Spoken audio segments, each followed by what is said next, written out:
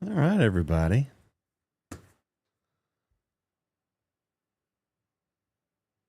Welcome to QB Grip Live. We're really getting into doing a lot more live streaming here. And so I love jumping on here and talking all things quarterback grips, because that's what we are here at QB Grip. My name is Alex. I'm the founder of QB Grip. I'm also the founder of Hostage Tape. Many of you have probably seen Hostage Tape all over the place. We're helping people get better sleep. But I'm here to talk about quarterback grips because that's my passion. Football was my first love, and you can kind of see behind me here. We've got some of the jerseys that I had played with. But let's talk about what QB Grip is. And while I'm doing this, please, I would encourage everybody, drop in any quarterbacks that you want me to do grips on. And let me specify here. Let's just stick with, who do I got for the Super Bowl? Ooh, it's a good question. I think it's a little bit early. Ooh, Russell Wilson, good one. It's a little bit early to talk about the Super Bowl. I don't want to give my prediction just yet. But Russell Wilson. All right, let's do Russell Wilson. So QB grips, what we did is we codified the quarterback grips, and I do all these videos now where I show how quarterbacks grip the ball, because look, every quarterback has a unique grip, and there's a story behind that and how we do it. And all of us quarterbacks, we grew up gripping the ball by watching what somebody did, like watching our idols. And I grew up watching Joe Montana. And so I started gripping the ball like Joe did. And then as I got older, ball changed, moved up the ranks and levels. I then evolved, and my grip changed over time. But let's do Russell. So with our QB grip code, what we've done is there's 3 numbers that we use to define the grip. And the first number is, where does that ring finger cross the lace? Is it first lace, second lace, third lace? And Russell Wilson, he's on the second lace right here. He's on the raised lace. Okay. Somebody had a question. Do you think QB grips matter?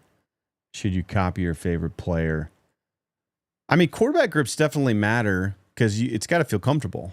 And, you know, most of us quarterbacks, when we grew up as kids, we gripped the ball the way that our idols did, right? So absolutely. So here, Russell Wilson, his ring finger's on that second raised lace, and then his pinky is down here on the, let's see, 1, 2, 3, 4, 5. Okay, he's down here. And then he actually takes his middle finger and he raises them up on top of the ball like this. And so this is Russell Wilson right here. He is what we call a 251. 2, second lace. 5, pinky's on the 5th lace. He's got 1 finger over the laces. A 251 grip right there. That's Russell Wilson. And that dude's got some massive mitts. Like some of the biggest hands in NFL history. And they measure the span of a guy's hands from here to here. I think he's almost got 11-inch hands, that guy.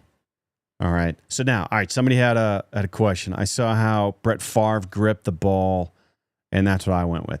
So let's do Brett Favre. Brett Favre has one of the most unique grips in history. And see, Brett does something really interesting. So again, we talked about the foundation of all of our grips as quarterbacks is, where are we putting that ring finger? Is it first lace? Is it second lace? Is it third lace?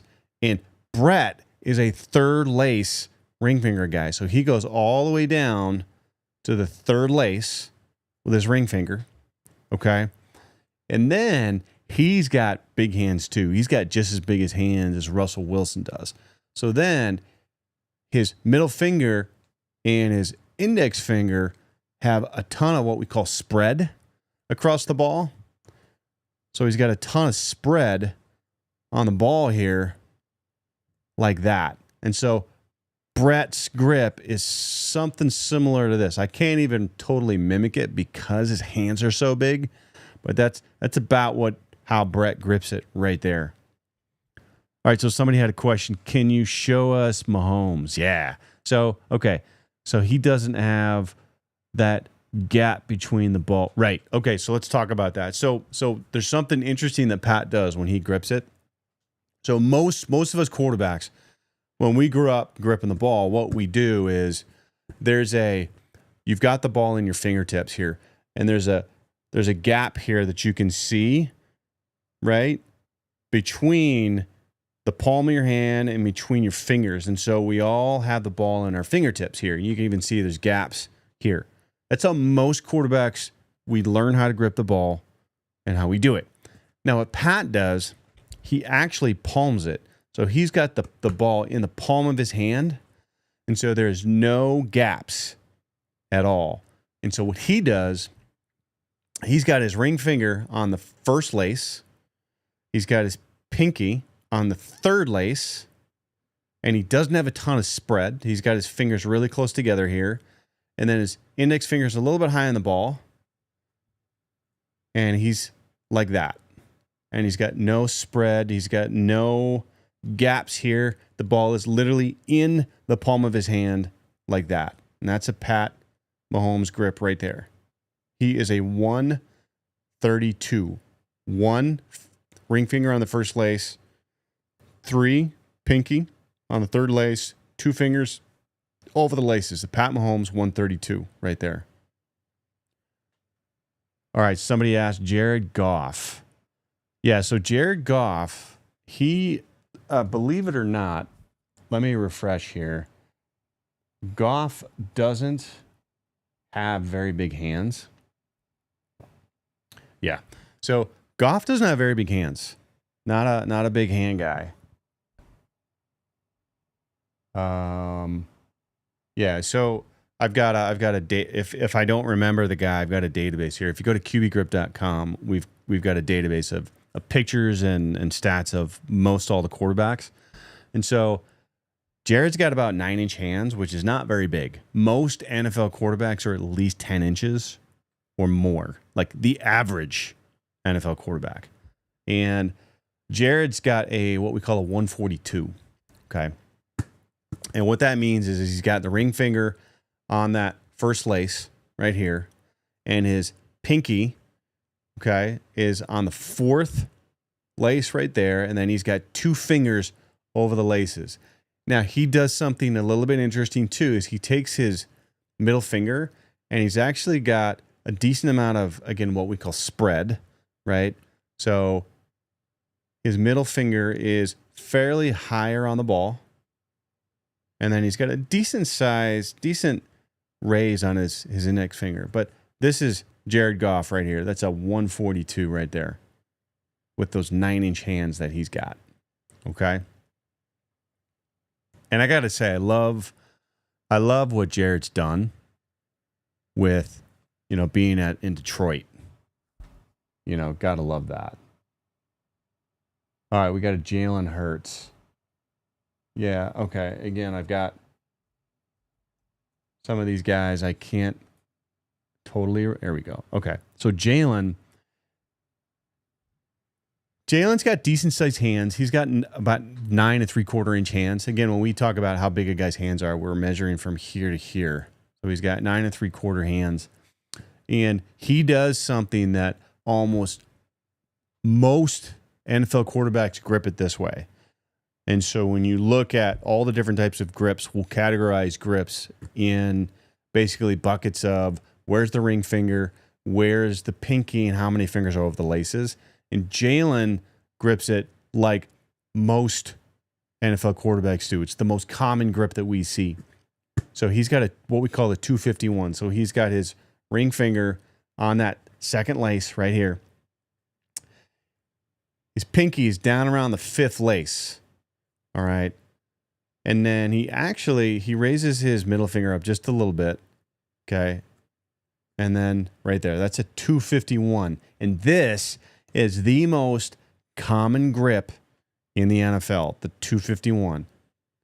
Second lace, pinky down around the fifth, and then only one finger over the laces. The 251, the most common grip in the NFL, right there. All right, we got a question. Can we get a bit? Oh, I love the old school stuff. Yeah. All right, Jeff George. Now, Jeff George. Let me see if I've got Jeff George in here.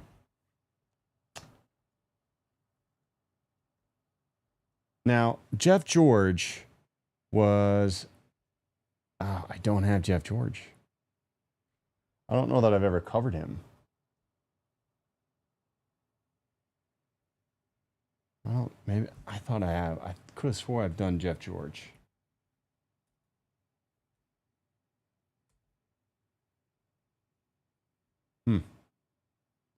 No, I don't have Jeff George. But I tell you, the thing about Jeff George that was interesting is that dude had an arm, and he had a very unconventional style of how he threw. He was a borderline 3/4, below 3/4 guy and how he threw it.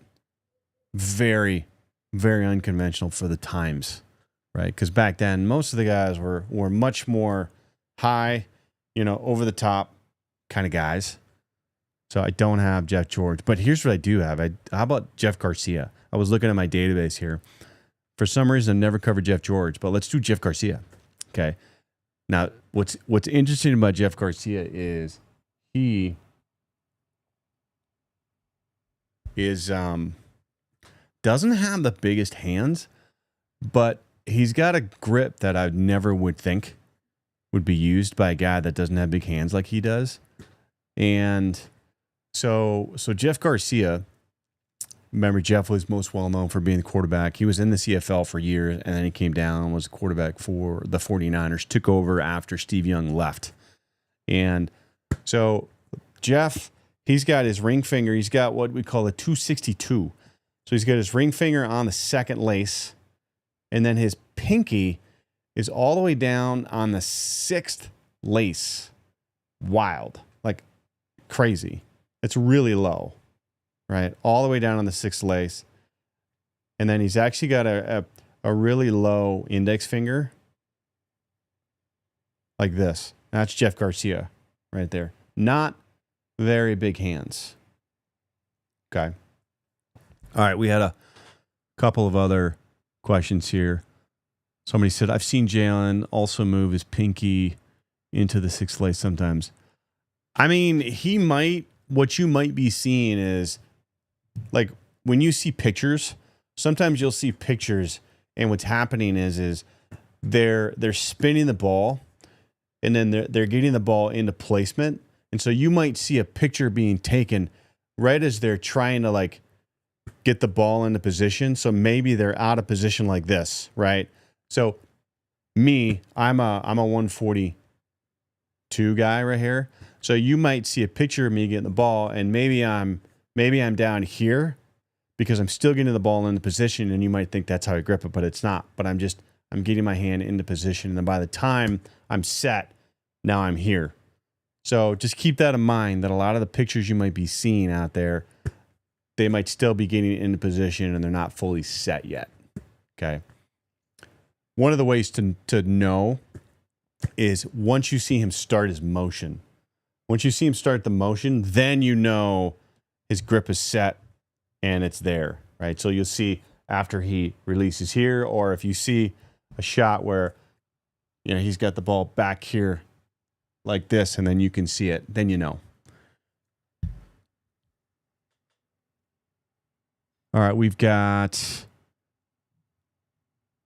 somebody. So Tony's got a question. Does having a low index finger affect the spiral? Now, this is a hot take. I don't think it does.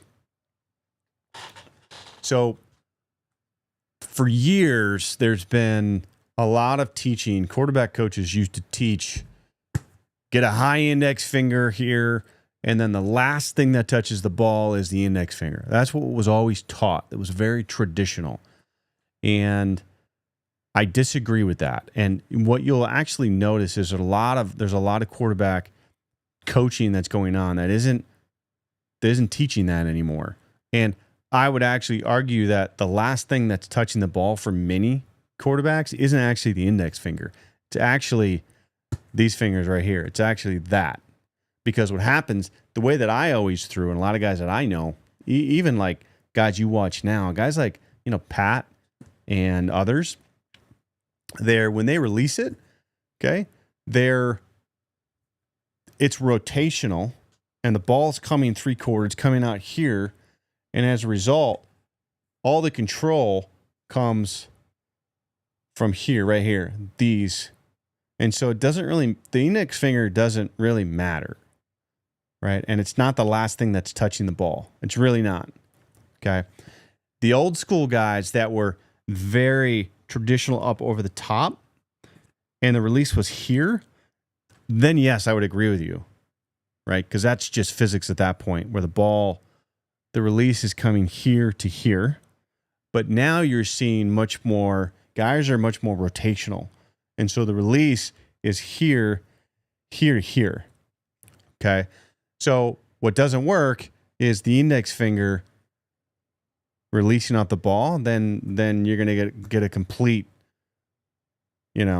release that just doesn't work. So what happens then is the release comes from here. Comes from that right there, coming there around. So the index finger, I don't think is that important. When I was a kid growing up, I actually had my index finger was down here as a kid when I was in high school.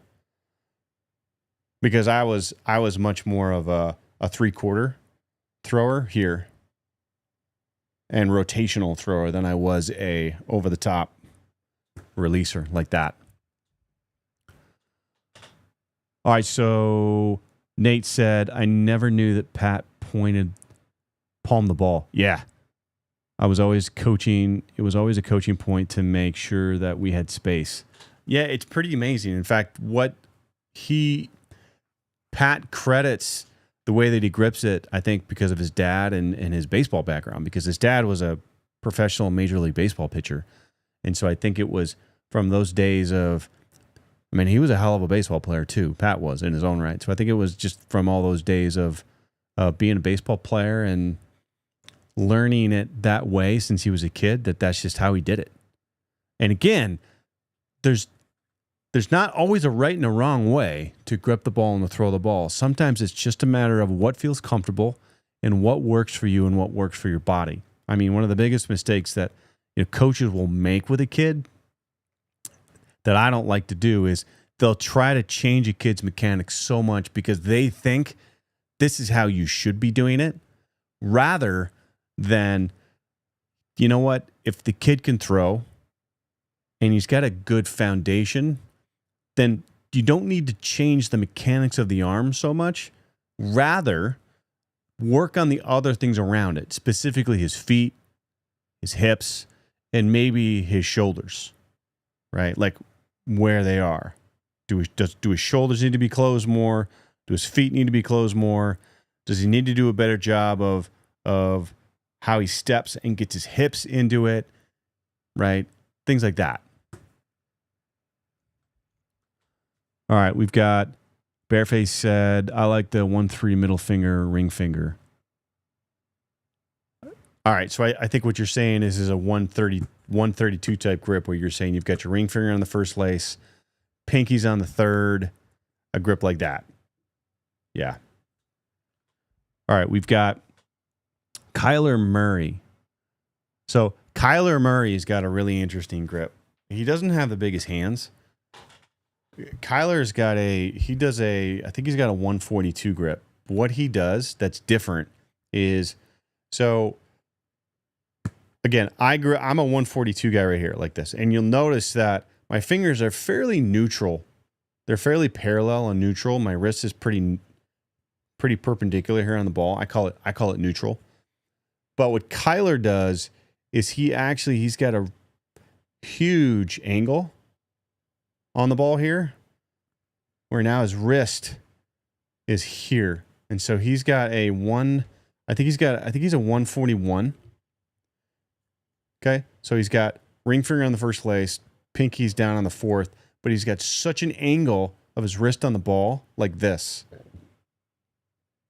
it's really, really unique, really interesting. That's why I think sometimes when he actually gets set, he's almost got an angle of the ball like this, which is a bit awkward. Because again, most of us are taught, and we teach kids to try to keep the ball much more up and down here like this.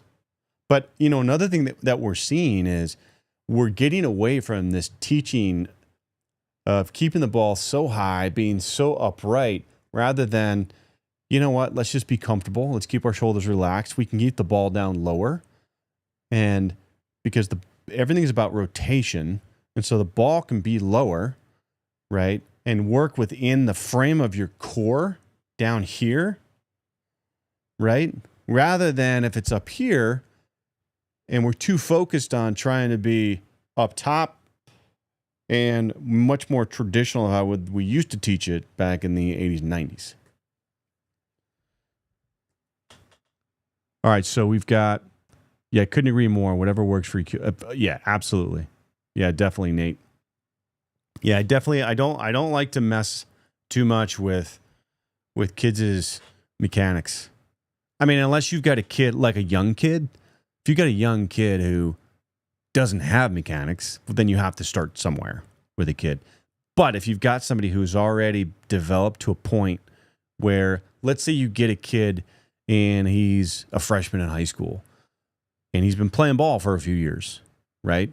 Well, once he gets into that point, okay, he's got a base of mechanics of where his arm slot is, how he likes to hold a football, how he likes to release it.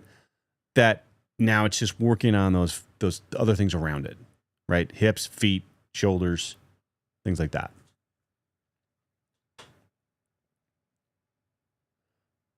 All right, so Jim Boyle, finally you're actually talking about QB grips again. It's been a while, I know.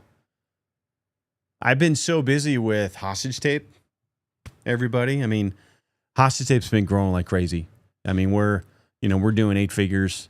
We're a sleep aid part of the UFC. That's where most of my attention has gone. QB grip doesn't really make us any money yet. We are gonna. There is a product we're gonna release at some point. I'm excited about it. But I love talking about quarterbacks. I love talking about grips. But yes, I agree. We're getting into the live streaming, and so I want to start talking more about. Well, at least here I get to kind of free flow talk about quarterback grips, take interesting comments and questions, and engage with you guys, which is a lot funner to do than just me sitting in my office making videos and then we edit them and then we post them. So, all right. So Bareface said, "Thanks for your tips. Have a great day." Absolutely, man. Have a great day. Enjoy football today. All right. Nate said, "Yeah, absolutely. Once he's got solid fundamentals." Yeah, absolutely. Good fundamentals. All right, so again, let's all right, so Tony said, could this tape be used during a game?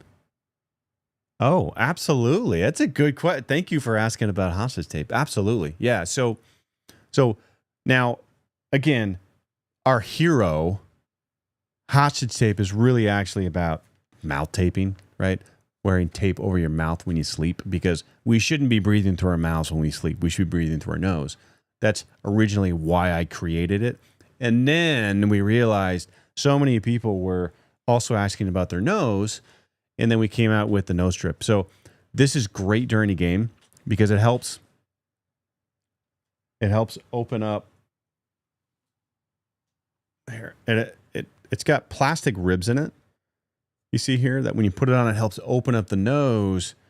So you're getting more oxygen into your nose when you breathe. Okay. In fact, back in the 90s, Jerry Rice, Herschel Walker, I think in the 2000s, Dawkins, like there were tons of NFL players that were wearing nasal strips. And then it's kind of gone out of fashion for a bunch of years. But I think we've really brought it back into vogue because we've made it cool. We've made them look pretty badass. So.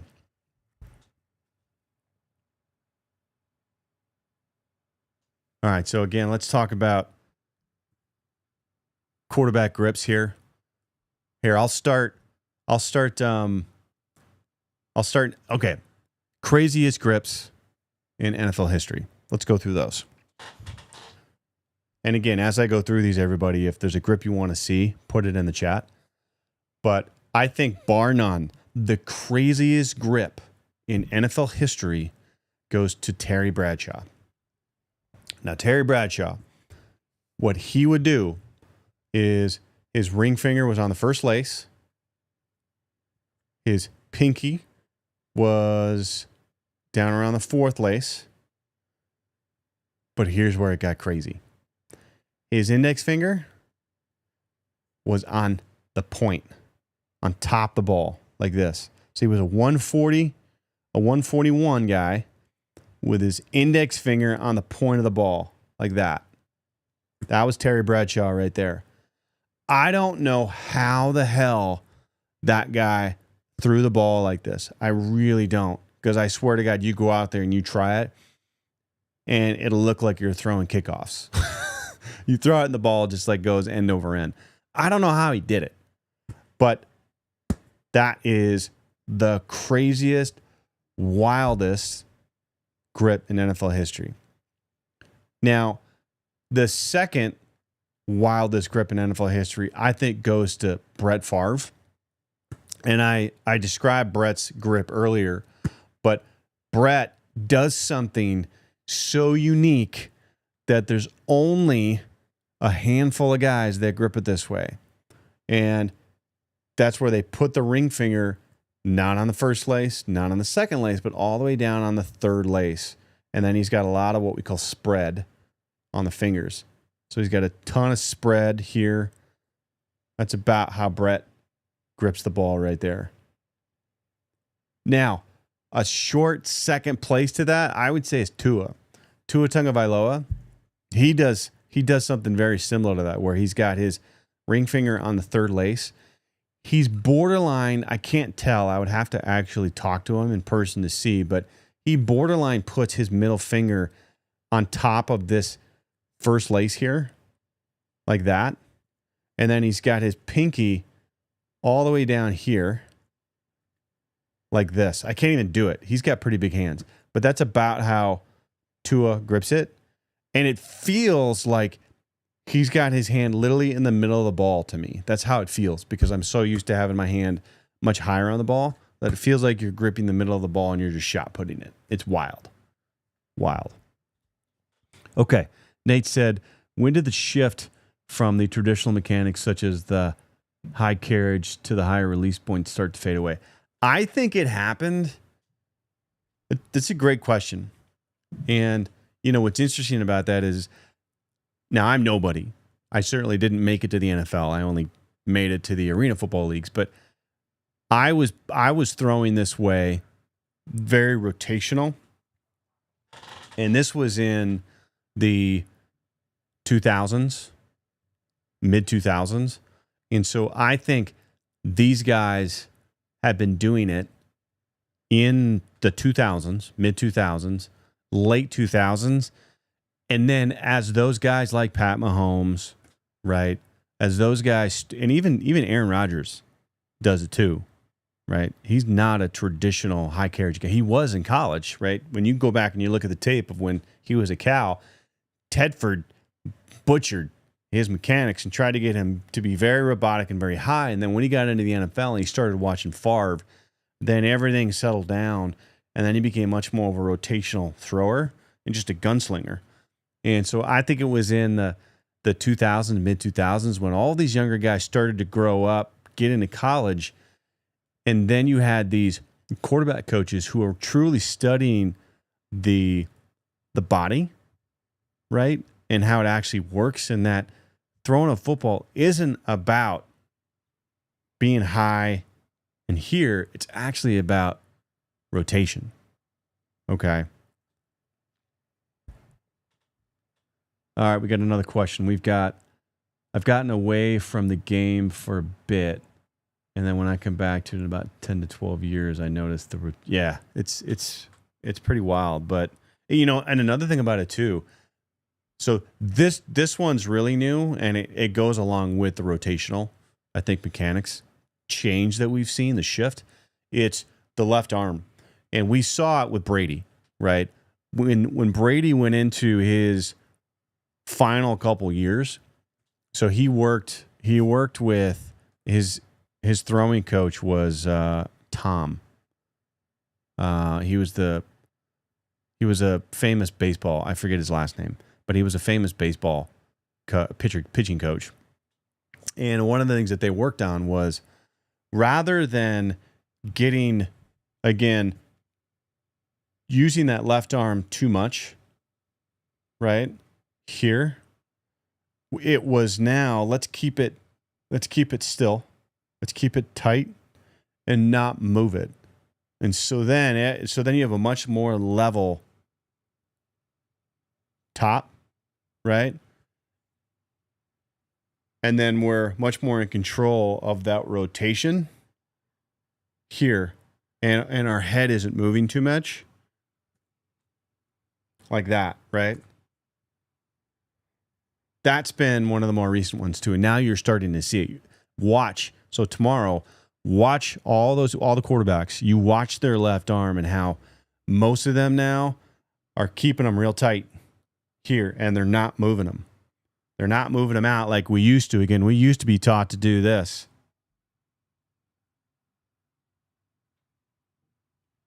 And really drive that elbow in to help get additional momentum and on that torque, right? And we're not seeing it anymore. So it's interesting because really when you think about it, and it makes perfect sense. Hopefully most of you guys, you watched the boxing match last night with Tyson and Paul. So think about throwing a football like throwing a punch. Okay. When you throw a punch, right, where's all your power coming from? Is your power coming from the left arm going like this? No, it's not. All your power comes from your hips and your core. So it comes from this motion of your hips and your core. It has nothing to do with this arm at all. And so when you think about it from that perspective and you actually stand there and you practice doing some punches and you realize, oh, wow, having good power, having good mechanics on a throw has nothing to do with my left arm at all. And so I think that's where when you actually study that and you look at it, you realize why we're seeing less left arm movement with quarterbacks. So watch that tomorrow when you watch your quarterbacks play. All right, somebody said I missed the Spokane Shock so much, brother. Are they not around anymore? I thought they were. Are they not playing in the did they not make a comeback?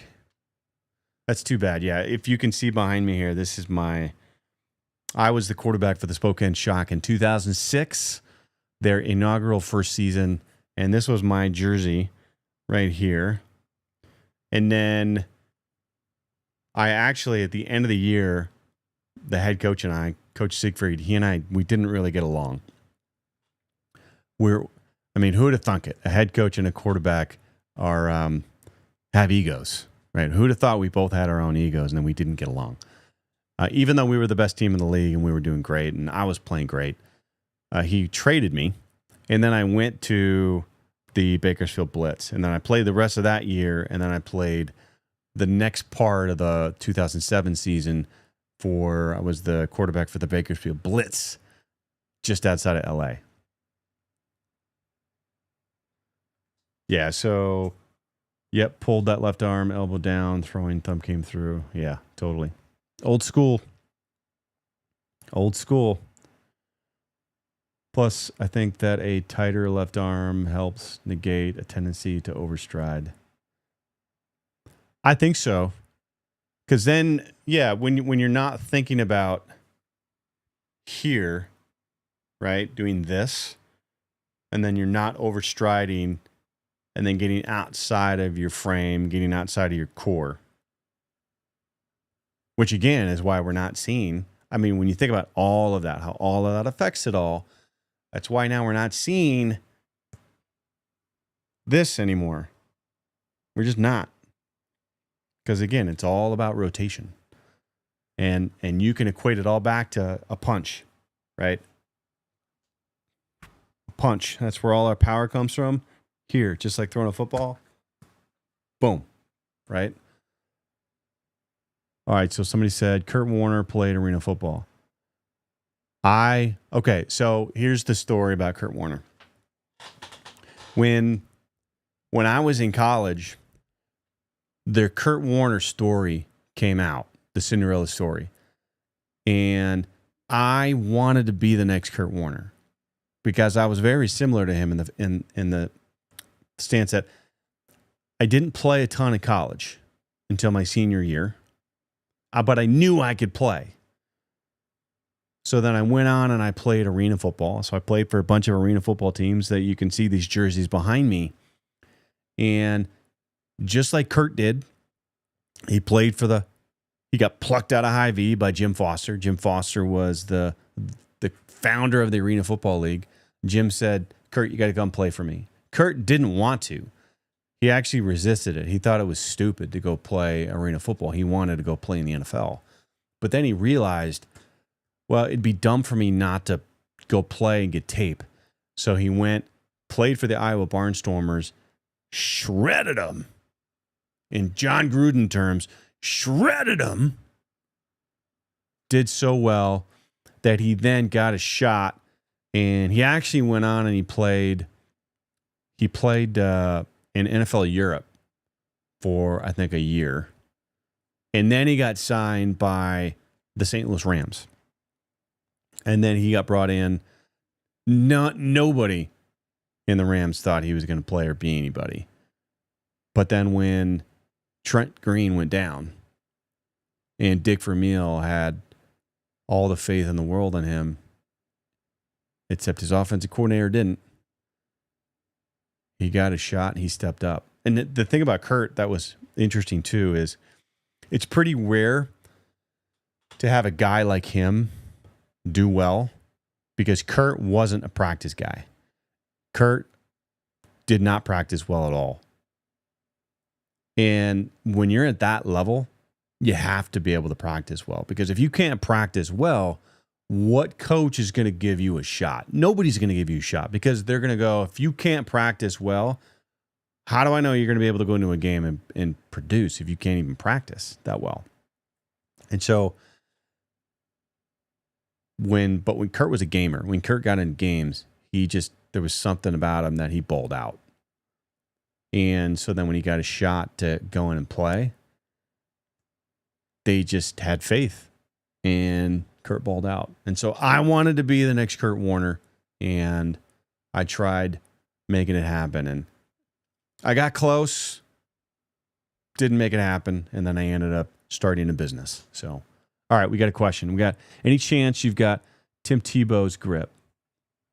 I think I do. Let me check real quick here. Again, for the ones that I don't remember, I've got my database. Yeah, we've got it. Okay. So we've got a database. If you go to qbgrip.com, that's where we keep a database. You can search all the quarterbacks and everybody that we've done. There's some guys I haven't done yet, but so Tim Tebow he's got a pretty traditional grip. He is a ring finger on the second lace. Okay. 1, 2, 3, 4. And then he's got his pinky down around the fifth lace. Okay. So 1, 2, 3, 4. Yeah. So ring finger, second lace, pinky on the fifth lace. And then right about like this. That was Tim Tebow right there. Except Tim Tebow was a lefty. I'm doing it as a righty. Tim Tebow was a lefty. I can't even do it like that. That was Tim Tebow right there.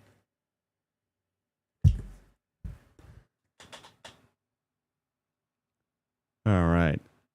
Oh, and then you also said that if he perhaps played some CFL ball and refined his mechanics, he might have been more successful. Tebow? I'm sorry. This might be a hot take, but Tim Tebow never, ever, ever was going to be a successful professional quarterback. I'm sorry. He just wasn't. Just wasn't. Tim Tebow is not a quarterback. And again, that's a hot take. But Tim Tebow was a phenomenal athlete that ran in a system. He was a system guy under Urban, and it worked. But I was talking about this earlier. Okay, we were talking earlier about how, when you're in high school and college, what separates you from other guys, you might be 10, 20, 30% better of a player than people at that level. And so you can get away being not so great at other facets of the game. And Tim Tebow was such a good athlete and in the right system for him that's why it worked. When he got to the NFL, reality kicked in, and guess what? He was not a very good, true pocket passing quarterback. Terrible mechanics. His release is awful, and it showed. So now you're in the NFL where the difference between the great quarterbacks and the backups is 1%. Or it's not even that. It's just a matter of opportunity in the system.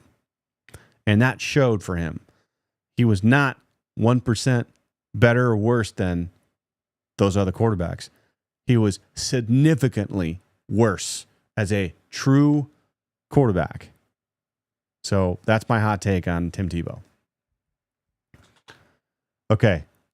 Brett Favre. What made Brett Favre so good? All right. In fact, Gruden was talking about this on Barstool. So I love John Gruden. He just got hired by Barstool. So he was talking about when he coached Brett Favre. And what Gruden said about Favre was he was so confident and he had such balls that's what made Brett so good. And when you have such confidence in yourself that is so unshakable, how do you defeat that, right? And as a quarterback, we have to go out there every week and perform at a level that nothing can break us because we're going to make mistakes. And Brett made a lot of mistakes. Like he threw a ton of interceptions. He forced a ton of balls, but it never affected him. He was able to shake it all off. And it's that confidence, that ability to do that is what made him great. And because, I think the truth is he had a rocket of an arm, but he didn't have a great arm. Guys that had great arms were the guys who could do all sorts of different things with the ball. They can throw the touch ball. They can put it into spots. It doesn't mean they can throw a rocket ball 40 yards, right? It doesn't mean they can throw the bomb. It means they can do whatever they need to do to be able to complete the ball. And that wasn't Brett, because Brett could only throw one ball. All he threw were rocket balls. So I wouldn't say that he had the best arm. He had a rocket ball, right? But that doesn't mean it was a great arm.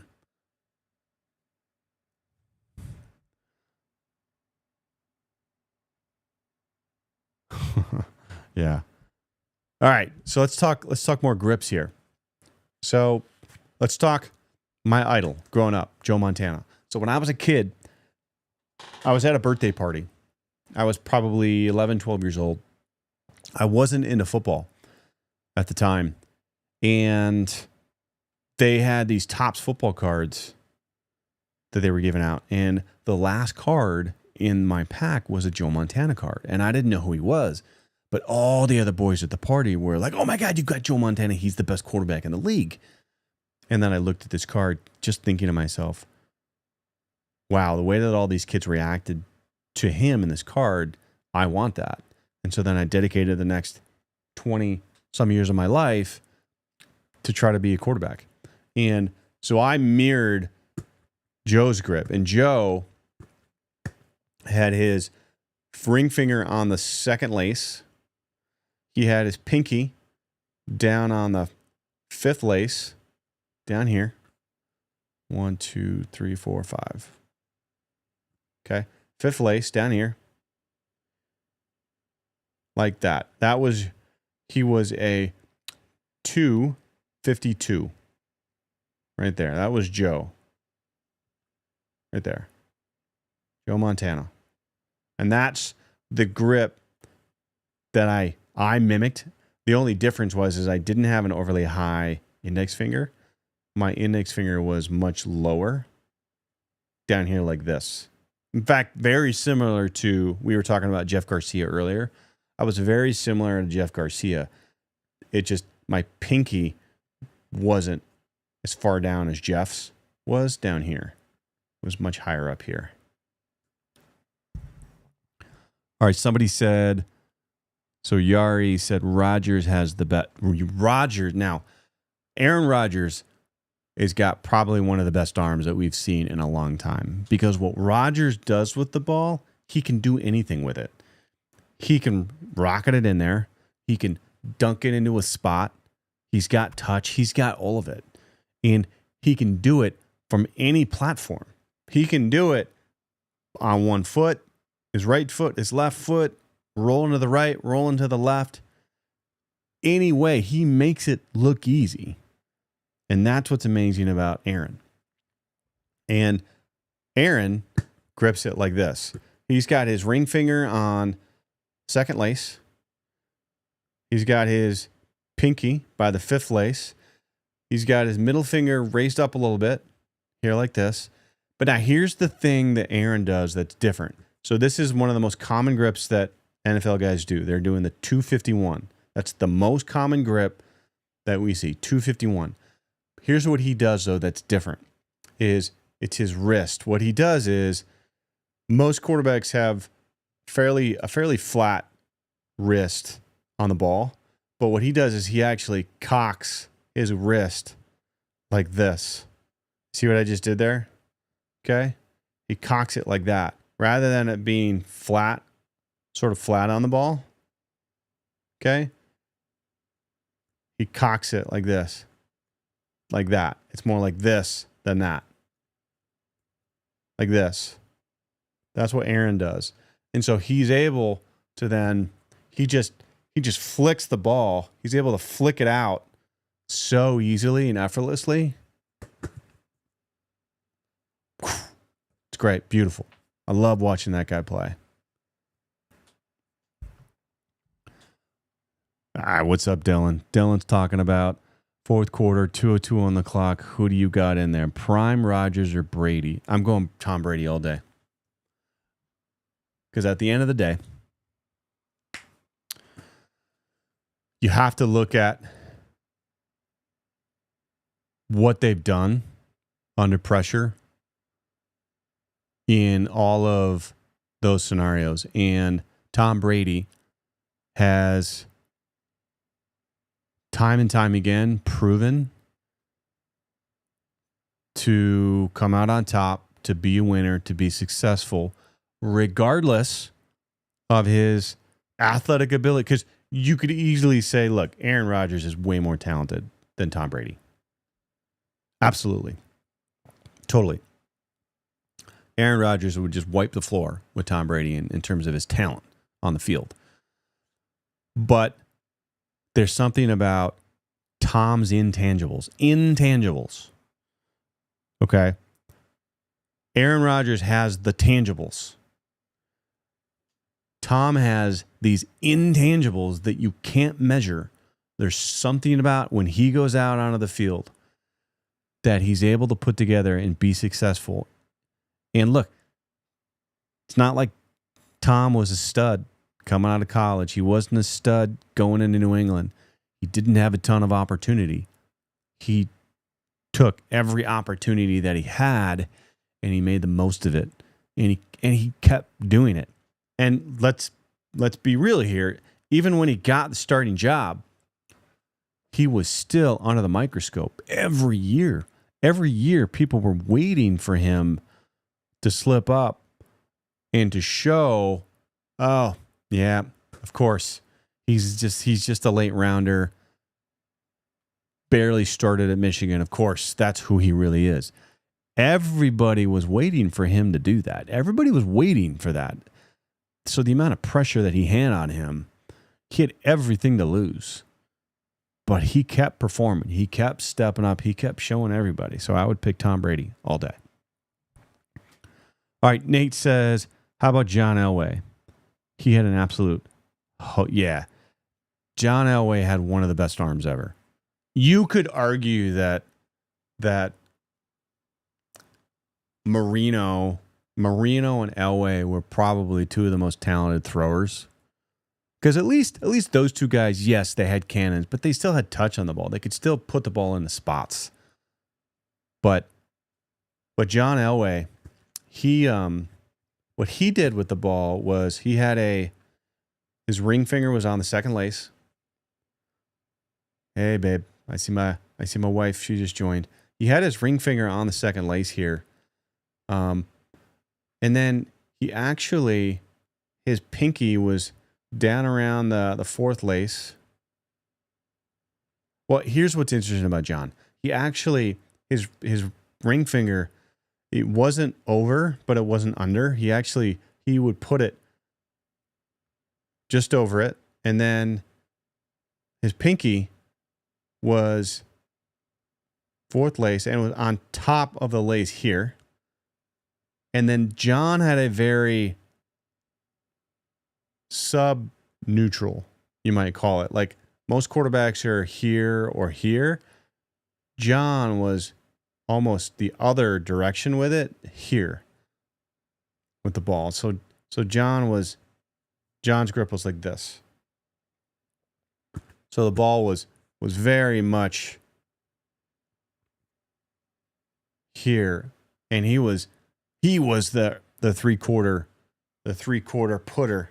I like to call it, there's two types of throwers, quarterbacks. You've got your thrower and your putter. The thrower was the older school, right? Ball comes up over the top, throw. And then you've got John and even Marino were original putters, where ball's much more in the body and the shoulder and being put out there rather than being thrown like that, which is what we're seeing now. We're seeing much more rotation and putting of the ball. Again, think boxer, right? Here. We don't punch like this, right? Here. So, awesome. All right, folks. I think we're going to call it a day. Again, my name is Alex. I am the founder of QB Grip. I'm also the founder of Hostage Tape. So just one reminder, one sign-off reminder, we do have a huge Black Friday sale going on over at HostageTape.com, everybody. Make sure you get those bundles, right? Get you better sleep. Your mouth tape, nose strips, they're going to go fast. So there we go, folks. We'll catch you again.